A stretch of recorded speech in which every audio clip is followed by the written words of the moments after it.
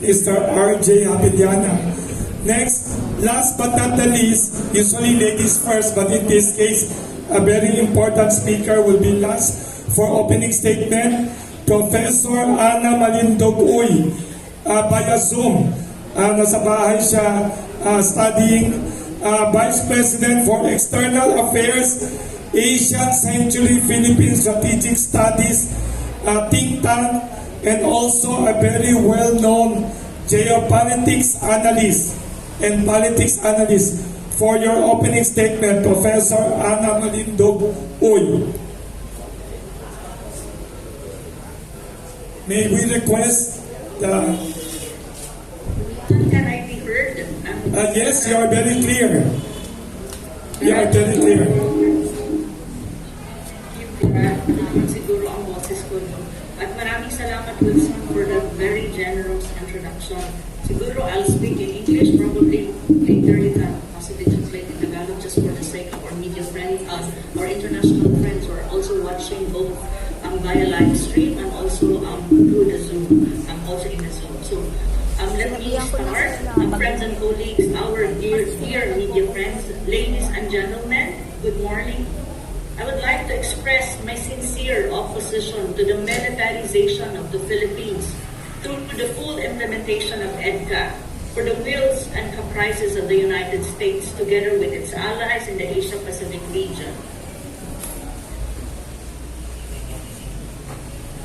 The likes of Japan, of course, is an ally of the United States, and beyond the region, in preparation for the war that the U.S. has been trying to orchestrate for the longest time now against our neighbor, China. This war that the U.S. has been trying to instigate for the longest time, worst comes to worst, will be at the expense of our country and Asia. The ramification of this impending war between the two superpowers will be fatal and most devastating to any countries that Uncle Sam will use as a proxy. Sadly, our beloved Philippines is one in the running to be a proxy if in any case a military confrontation breaks out either in the Taiwan Strait or in the disputed South China Sea.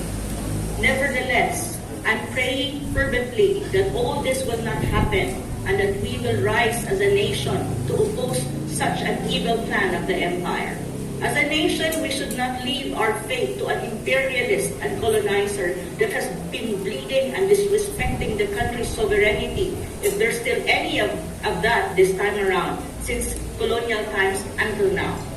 To be used as a proxy and to be a neo-colony of the United States is not a joke.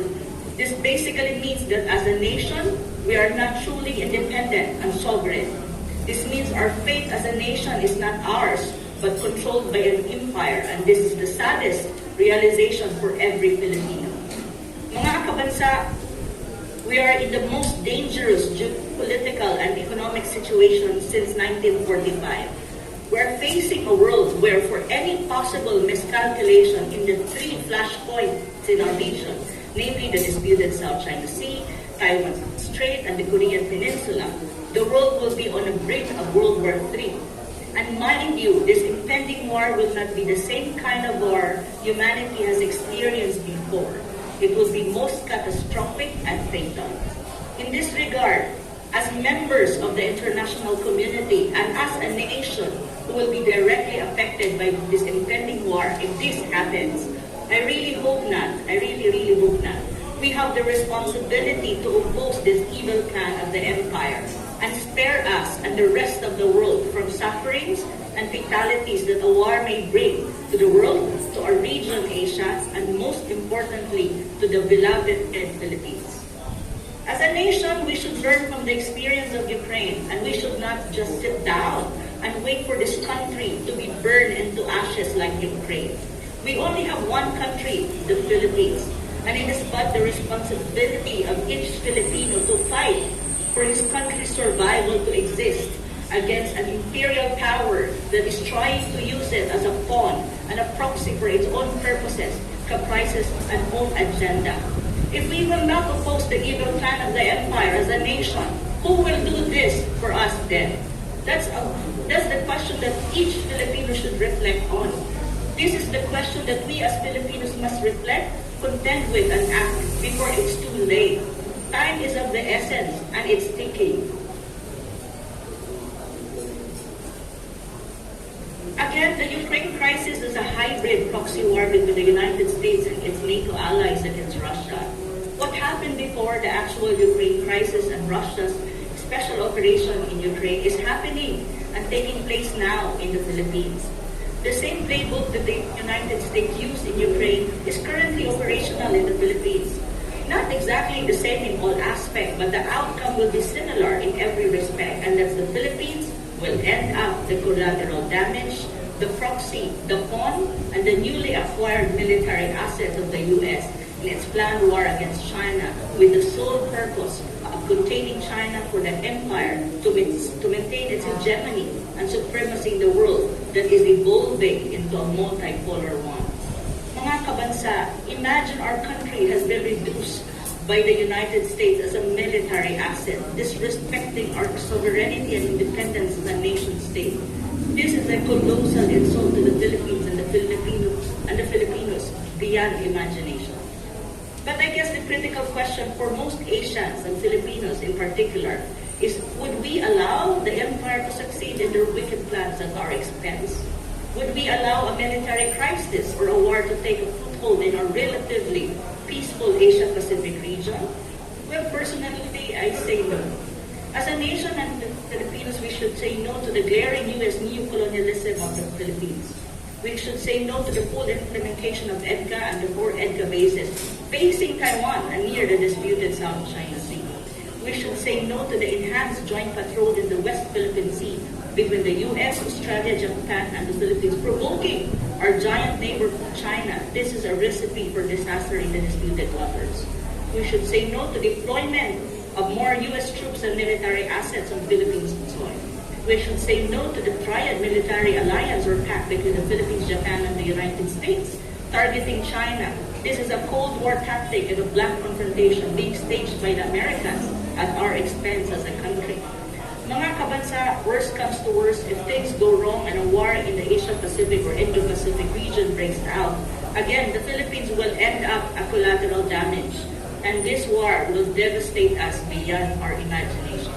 Hence, we should not allow ourselves and our country to be used as a pawn or a proxy of the U.S. chess match with China. We should learn from the mishaps of the Ukrainians and their puppet President Zelensky. Again, the Ukraine crisis is a hybrid proxy war between Russia and the U.S. alongside its NATO allies. And Ukraine is the pawn. Now, the question for Filipinos is this. Do we want our country to end up like Ukraine? Do we want a repeat of the Ukraine crisis in Asia? Do we want to be the next Ukraine in Asia? I hope the answer for each and every Filipino will be no. I really hope not. Again, real talk dictates that as a country, the Philippines needs to be on the side of peace and must exert all efforts not to be dragged into any military conflict, not our own making and not within the core national interest of the Philippines, which is, if in any case, this will be detrimental to the existence and survival of the country. If in any case, the Philippines will be dragged into that war. And I hope that even that war will never happen, because that is not good for the whole humanity in this regard. Filipinos and Asians alike must be mindful of the fact that peace is an essential precondition to economic progress and development. Without peace, economic progress is not possible. Ukraine crisis is a living testament that wars, conflict can easily wipe out all sorts of economic development and progress achieved not only by the two players of the moment, Ukraine and Russia, but all countries across the globe. In war, again, as has been said by our distinguished speakers in this forum, there are no winners, only losers when you talk about war. As Filipinos and Asians, I implore you, my fellow Filipinos and Asians, to stand on the side of peace and to say no to a proxy war that the empire is planning to stage on our side of the world, in our region, Asia. Mga kabansa, the path to peace creates security and stability, and we achieve economic prosperity through peace and stability. I really hope that we will join our hands and stand against this evil plan. EDCA is just one of the instruments, and I hope our country would learn the lessons of Ukraine. I mean, the experience of Ukraine. I really hope so. Ladies and gentlemen, friends and colleagues, thank you for the opportunity extended to me. And I really hope that you will join also in the Peace March after this forum. Thank you, at mabuhay po tayong mga Pilipino. Maraming salamat.